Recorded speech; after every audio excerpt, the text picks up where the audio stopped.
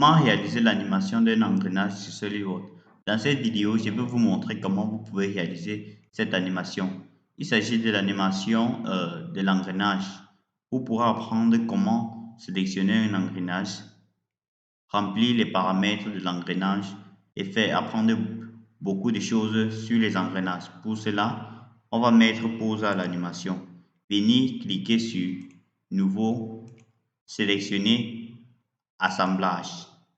Une fois avoir sélectionné un assemblage, on va directement venir au niveau de Bibliothèque SolidWorks, donc sur Toolbox. Ici, on dit Toolbox n'est pas activé. Je l'active. Ici, les engrenages font partie d'un système de transmission de puissance qui sont beaucoup utilisés. Vous allez venir ici sur NT-Inch, donc le système américain. Vous avez plusieurs systèmes que vous pourrez utiliser ici. Mais moi, je vais sélectionner NT-In. OK. Une fois avoir sélectionné, je vais venir au niveau de transmission de puissance. OK. Je sélectionne engrenage. OK. Puis je viens sur mon premier élément de l'assemblage. Je clique sur cours conique droite. Je le porte et je le mets là.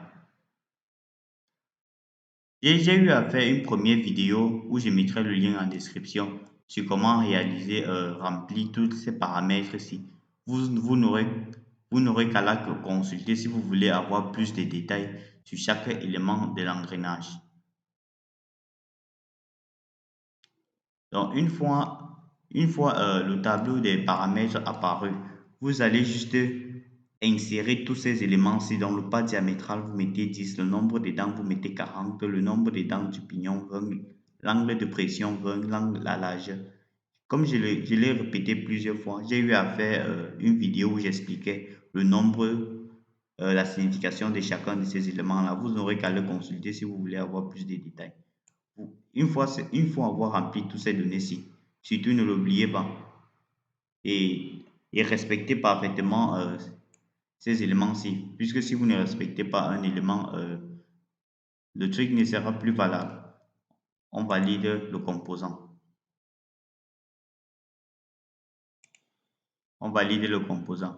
Vous pouvez voir qu'il s'agit ici d'un engrenage.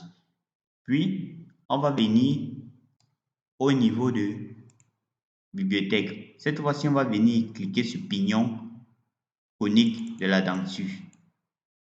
Comme je vous ai dit, j'ai d'abord fait un premier tutoriel où j'expliquais ces éléments-ci. Vous n'aurez qu'à le consulter si vous voulez plus de détails sur ces éléments. Ici, pas diamétral, pareil, 10. Mais ici, on va prendre le nombre de dents comme 20 et le nombre de dents de l'engrenage 40. Donc, vous remplissez juste ces éléments-ci. Et vous cliquez sur OK. On va attendre que cela valide. Ici, vous n'aurez, si vous souhaitez multiplier les éléments, vous cliquez là. Comme moi, je vais utiliser deux éléments d'engrenage, je clique, sélectionne là. OK. Et puis, je ferme à ces niveaux pour me limiter à ces deux-ci. Une fois cela fait, je vais venir au niveau, de assemblage. Je vais cliquer sur contrainte. Vous voyez comment cet élément-ci ne se déplace pas. Je vais d'abord annuler ceci. Je vais d'abord cliquer pour les libérer. Je les libère. Maintenant, il serait capable de se déplacer. Regardez. Regardez comment l'engrenage se déplace cette fois-ci. Comme ça que si dans votre concession, un élément ne se déplace pas, vous n'aurez qu'à faire ainsi. Maintenant, je viens sur contrainte. Je sélectionne cette fois-ci. Je sélectionne le plan de dessus. Je clique sur coïncidence. Je valide. OK. Puis, je viens sélectionner l'origine. Je sélectionne cette face-ci, la face intérieure.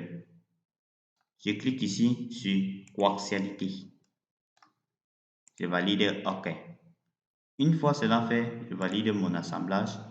Puis, je viens au niveau de déplacer les composants. Je sélectionne sur déplacer les composants. Je vais déplacer mon premier pignon à ce niveau. Puis, je déplace le second là. OK. Je viens au niveau de rotation du composant. Je fais tourner le composant. Mon objectif est juste de bien les positionner pour pouvoir les manipuler par la suite aisément. C'est pas encore bien positionné. Viens sur rotation. Voilà. Voilà. Une fois cela fait, on va débuter la vraie opération. Pour cela, on va venir au niveau, on va sélectionner cette face-ci. On va sélectionner la face supérieure de l'engrenage. Puis on va venir au niveau de base et révolution. On va sélectionner son esquisse, on va cliquer sur montrer. Ok, vous voyez comment l'esquisse est quittée de bleu en noir. Par la suite, on va venir réaliser la même opération sur cet engrenage ici. Donc, on sélectionne cet engrenage ici. On vient, on clique là. On clique au niveau de base et révolution. On sélectionne son esquisse et on clique sur montrer. Ok, les deux apparaissent automatiquement. Une fois cela fait, on va venir sur contrainte.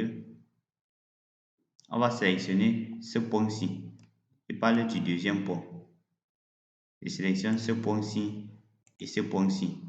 Je fais une contrainte de coïncidence. Je valide.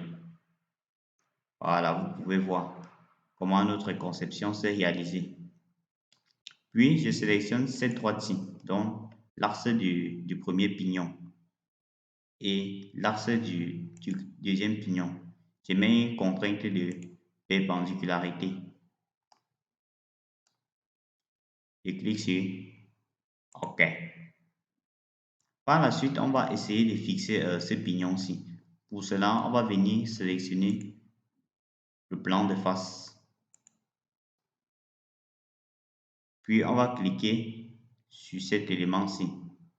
Sélectionner le plan de face et l'autre. Et l'axe du pignon. On va cliquer sur coïncidence. Puis, on va venir au niveau sur le deuxième engrenage, puisque celui-ci est déjà fixé. On refait la même opération, on sélectionne ce point-ci et ce point-ci. On clique sur coïncidence. OK. Puis, on va venir à ce niveau. On va sélectionner le centre de cet élément, puis le centre de cet élément. On va cliquer sur coaxialité. On valide OK. Une fois cela fait, on n'aura qu'à quitter les contraintes. Et pour effacer ces éléments-ci, on clique juste sur cacher tous les types. OK. Une fois cela fait, on va juste venir à ce niveau sur Motion Management, barre d'outils, Motion Management, c'est-à-dire étude des mouvements. On va venir ici sélectionner, attendez, je mets bien. On sélectionne ici analyse des mouvements. Si vous ne trouvez pas analyse des mouvements, vous venez sur complément de SolidWorks, vous cliquez sur SolidWorks Motion. Donc nous on va cliquer sur analyse des mouvements. OK. Une fois cela fait, on va venir ici pour régler, le nombre d'images. On va prendre ici 50 images par seconde. On clique sur OK.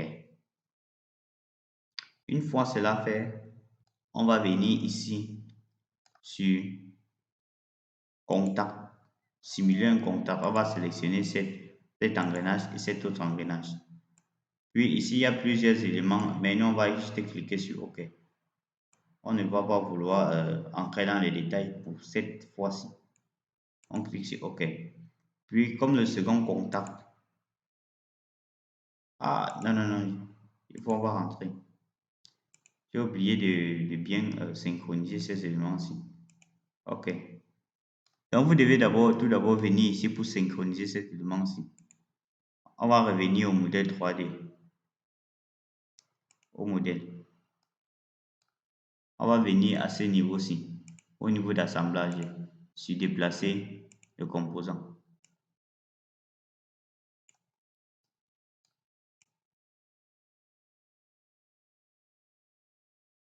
OK. Vous vous rassurez que ça soit ainsi. Puis, le second, pareil. OK.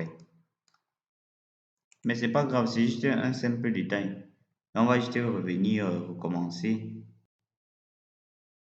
On va venir sur étude de mouvement, analyse de mouvement et répéter juste l'opération. Le nombre d'images par seconde, on prend déjà 50 images par seconde. Puis sur contact, on sélectionne cet engrenage et cet autre engrenage. On clique sur contact. Vous gardez juste les éléments-ci. On fera une autre vidéo pour expliquer la signification de chacun de ces éléments. On clique sur OK. Puis, on vient à nouveau sur contact. On sélectionne cet élément et cet élément. On clique sur OK. Par la suite, on va voir dans une autre vidéo la signification de chacune de ces touches. On clique sur OK. Puis, on va venir au niveau de moteur. On va sélectionner ceci comme la direction du moteur. On va prendre ici 5 tours par minute. On clique sur OK. Puis, on va venir ici chercher le nombre de temps on va prendre ici 5 secondes. OK. Puis, on va cliquer ici sur calculer. On va attendre que ça calcule. Les engrenages sont un système de transmission très souvent utilisé, puisqu'ils présentent l'avantage d'avoir un très bon rendement par rapport au courant, sans oublier qu'ils ne se détériorent pas facilement. Donc, on va attendre. OK, voilà ça que ça commence à calculer. On attend que tout se calcule. OK, une fois cela fait, on va venir ici sur lecture. Vous voyez, et c'est ainsi que vous pouvez réaliser votre simulation sur SolidWorks. Si cette vidéo vous a plu, n'hésitez pas à liker, à poser vos questions en commentaire et à vous abonner. On se revoit pour un prochain tutoriel.